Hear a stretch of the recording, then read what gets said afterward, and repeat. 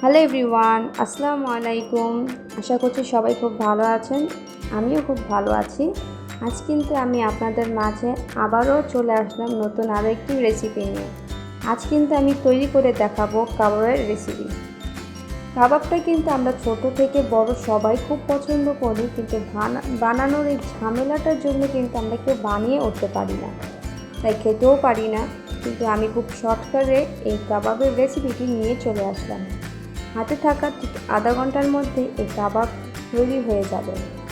ঘরে থাকা সামান্য উপকরণ দিয়ে আমরা এই দুর্দান্ত কাবাবটি রেডি করে সবাইকে চমকে দিতে পারি, আর ডিপ ফ্রিজেও ফ্রোজেন করে রাখতে পারি প্রায় 1 মাসের মতো।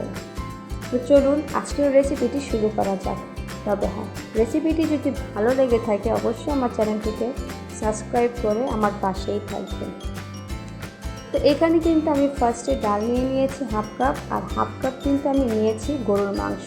খুবই ছোট ছোট করে আমি কিউব করে কেটে নিয়েছি।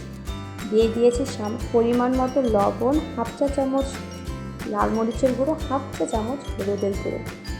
আমি দিয়ে দিয়েছিলাম হাফ চা চামচ ধনিয়ার গুঁড়ো, আর এখানে 1 চা চামচের মতন দিয়ে দিয়েছিলাম কাবাবের মশলা, রাঁধুনি কাবাব মশলা, আর দিয়ে দিয়েছিলাম হাফ চা চামচ বারবিকিউ মশলাটা।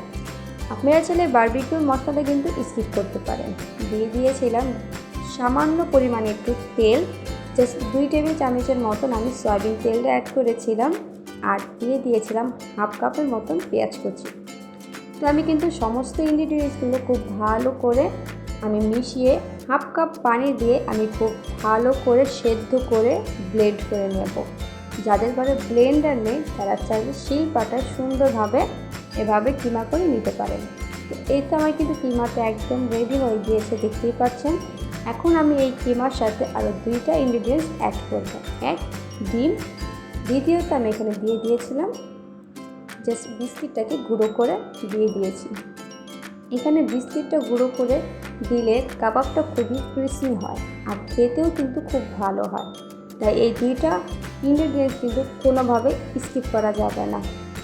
তো আমি খুব ভালো করে কিমাটার সাথে ডিম আর বিস্কিটের গুঁড়োটা কিন্তু খুব ভালো করে মিশিয়ে নেব। আজকের এই রেসিপিটি কিন্তু খুবই শর্টকাটে, আপনারা বাসায় তৈরি করে ফ্রিজে রেখে দিতে পারেন। যখন ইচ্ছে হবে জাস্ট সুন্দর করে বের করবেন আর ভেজে পরিবেশন করবেন। এতে করে খুবই শর্টকাটে কাবাব রেসিপিটি আপনারা মাসের পর মাস খেতে পারবেন।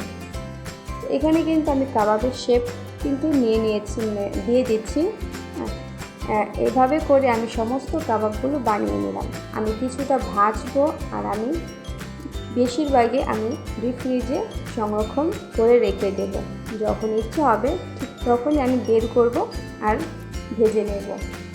আমি এখানে কিন্তু একটি কড়াইতে তেল বসিয়ে দিয়েছিলাম, আর তেলটা ঠিক মিডিয়াম একটু গরম হয়ে আসলে আমি ভেজে নেব। আর চুলার আঁচটা কিন্তু বেশি দেওয়া যাবে না, এতে করে কিন্তু কাবাবের উপর সাইডটা একদম পুড়ে যাবে। মিডিয়াম টু লো আছে বা মিডিয়াম আঁচে দিয়ে আপনারা ভাজতে পারেন, কিন্তু হাই হিটে কিন্তু এটা ভাজা যাবে না। তো আমি খুব সুন্দরভাবে জাস্ট 5 থেকে 6 মিনিটের মতন আমি নিজের পছন্দের কালার আসা পর্যন্ত ভেজে নেব। তো এই তো আমার কিন্তু একদম রেডি হয়ে গিয়েছে, দেখতেই পাচ্ছেন আমার কাবাব কিন্তু ভাজা কমপ্লিট। জাস্ট বেশি কিন্তু সময় লাগে না। আপনারা চাইলে কিন্তু একদম শর্টকাটে এই কাবাব রেসিপিটি তৈরি করে নিয়ে ডিপ ফ্রিজে সংরক্ষণ করে রাখতে পারেন। এভাবে একবার ট্রাই করে দেখতে পারেন, ঘরের ছোট থেকে বড় সবাই কিন্তু খুবই পছন্দ করবে। আজকের রেসিপিটি যদি আপনাদের কাছে ভালো লেগে থাকে অবশ্যই কিন্তু আমার চ্যানেলটিকে সাবস্ক্রাইব করে আমার পাশেই থাকবেন। তো আজকে এ পর্যন্তই ছিল। সবাই ভালো থাকবেন, সুস্থ থাকবেন। আবার কোনো নতুন ভিডিওতে দেখা হবে। আল্লাহ হাফেজ।